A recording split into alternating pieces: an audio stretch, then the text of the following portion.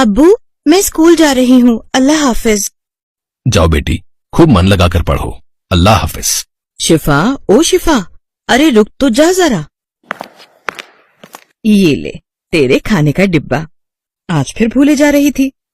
ओ शुक्रिया मेरी अम्मी, अच्छा हुआ जो आपने याद दिला दिया, वरना कल की तरह फिर से भूखे रहना पड़ता मुझे। अब मैं चलती हूँ, अल्लाह हाफिज अम्मी। इतना कहकर शिफा अपने स्कूल चली जाती है। शिफा के अब्बू उस्मान एक गरीब किसान थे, हालांकि वो बहुत ईमानदार थे, इतने कि उसकी ईमानदारी का पूरे गांव में चर्चा था। गरीब होने के बावजूद उन्होंने हमेशा शिफा को पढ़ाया लिखाया। शिफा भी एक होशियार लड़की थी।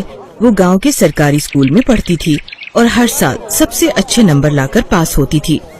सभी बच्चे ध्यान से मेरी बात सुनो, कल सभी बच्चों को अपने अपने घर से किसी न किसी बड़े को लेकर आना है। माता पिता आ सके तो सबसे बढ़िया, कल तुम लोगों का रिजल्ट बताया जाएगा, ठीक है? अगले दिन शिफा अपने अब्बू को साथ लेकर स्कूल जाती है और फिर कक्षा 8 में टॉप किया है शिफा ने। शाबाश बेटा, आगे आओ। शिफा स्टेज पर जाती है। हमें वाकई शिफा जैसे बच्चों की जरूरत है। ये हर साल अपनी क्लास में फर्स्ट आती है। मैं धन्यवाद देता हूँ इस होनहार बच्ची के पिता उस्मान भाई को। शिफा की इस कामयाबी के पीछे इनकी कितनी मेहनत है, ये बात मैं अच्छे से जानता हूँ।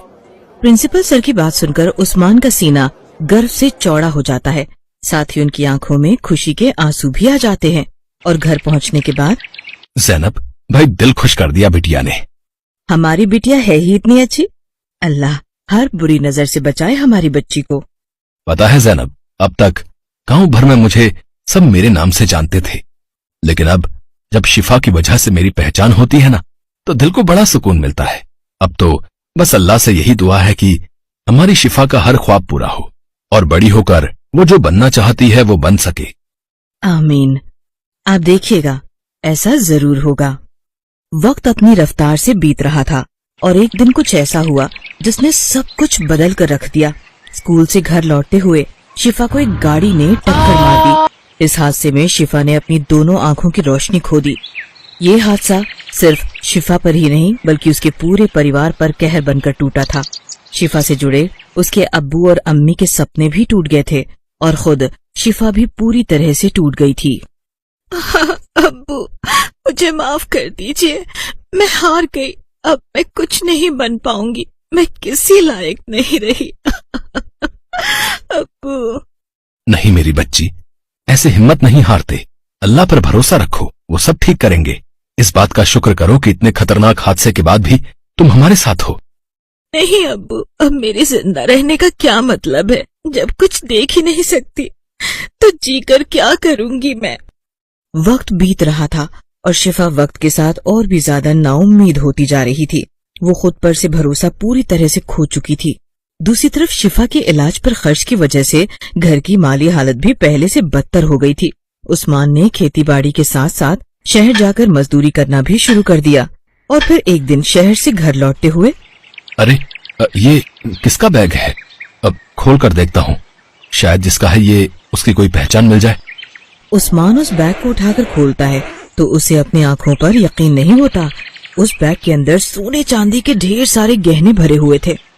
या खुदा, कितनी मेहनत से ये सब जोड़ा होगा किसी ने, पर इसके अंदर तो ऐसा कुछ भी नहीं जिससे इसके मालिक के बारे में कुछ पता चल सके। लेकिन जो भी हो, मुझे उसे ढूंढना ही होगा जिसका ये बैग है। कितना परेशान होगा वो। इतना सारा सोना और चांदी उस्मान ने पहली बार देखा था और फिलहाल उसकी माली हालत भी बहुत ज्यादा खराब थी। लेकिन उस्मान अल्लाह की इबादत करने वाला बंदा था। उसके मन में एक पल को भी लालच नहीं आया और वो उस बैग के मालिक को ढूंढने की उम्मीद में आगे बढ़ने लगा। तभी कुछ दूरी पर उस्मान को एक बूढ़ा आदमी दिखाई दिया जो रास्ते पर कुछ ढूंढ रहा था और बहुत परेशान दिख रहा था। अस्सलाम वालेकुम, आप कुछ ढूंढ रहे हैं क्या? कुछ खो गया है क्या? वालेकुम अस्सलाम बेटा, मेरा एक बैग था, वो कहीं गिर गया है, उसमें बहुत सारे जी कहीं ये तो आपका बैग नहीं है? अरे हाँ, अब यही तो है, शुक्र है अल्लाह का, ये मुझे वापस मिल गया। बूढ़े आदमी ने फौरन अपना बैग खोलकर देखा।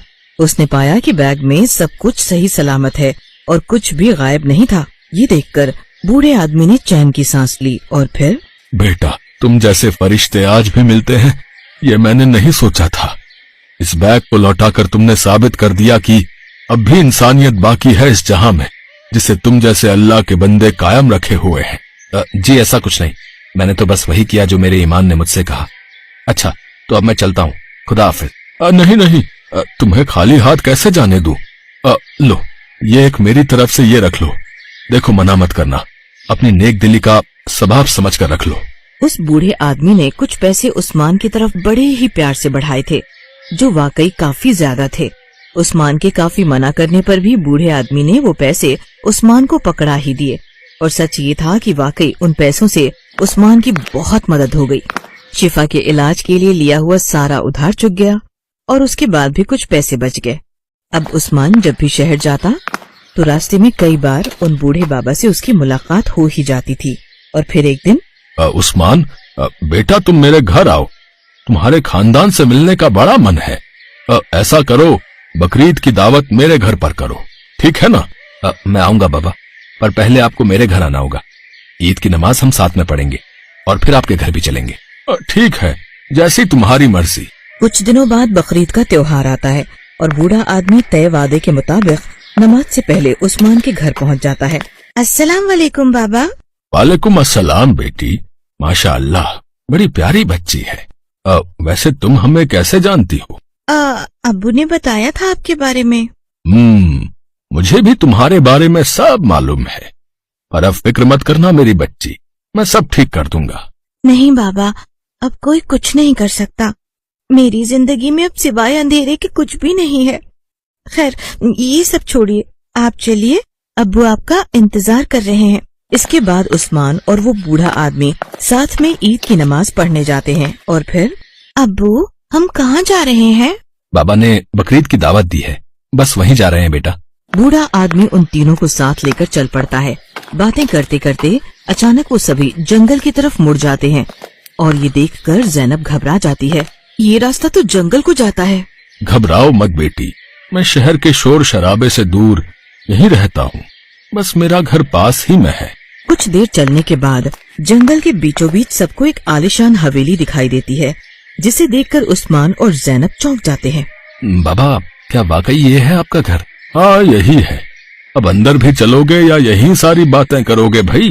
सभी लोग घर के अंदर जाते हैं तो देखते हैं कि वहाँ पहले से ही एक बहुत बड़ा दस्तरखान बिछा हुआ है, जिस पर एक से एक पकवान भी रखे हुए हैं। चलो अब बिस्मिल्लाह करो भाई।